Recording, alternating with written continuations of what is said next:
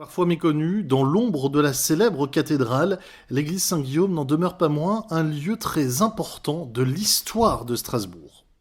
Donc Saint-Guillaume, qui apparaît comme une paroisse modeste, je dirais, dans ses façades, dans son dessin architectural, est une paroisse qui a été totalement liée à l'histoire économique portuaire et à l'histoire économique tout court de Strasbourg, puisqu'elle était au début de ce lien qui a mené vers le Rhin et qu'elle était en quelque sorte à l'interface entre je dirais le message confessionnel et la vie de la cité, la vie de ceux qui y venaient, c'est-à-dire de ceux qui faisaient la richesse de la ville. Saint-Guillaume, une demoiselle de plus de 700 ans qui veut désormais s'ancrer dans l'avenir.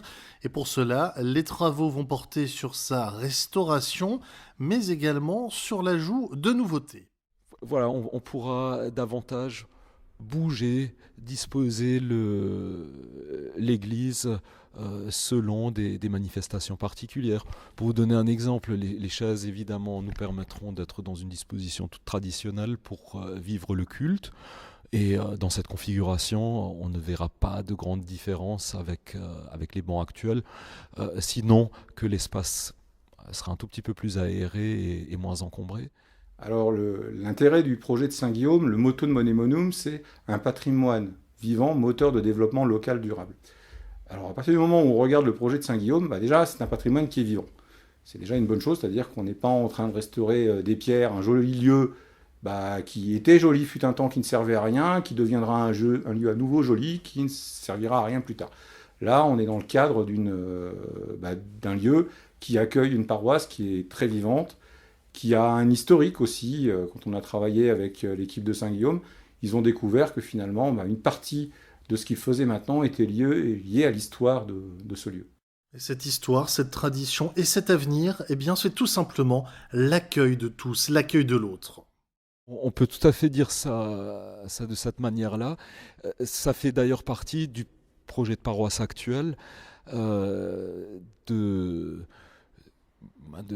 d'œuvrer en faveur de cette ouverture qui dépasse toute forme de cloisonnement, qu'il s'agisse de cloisonnement culturel, cloisonnements qui peuvent aussi apparaître du fait de différences d'orientation sexuelle entre les personnes.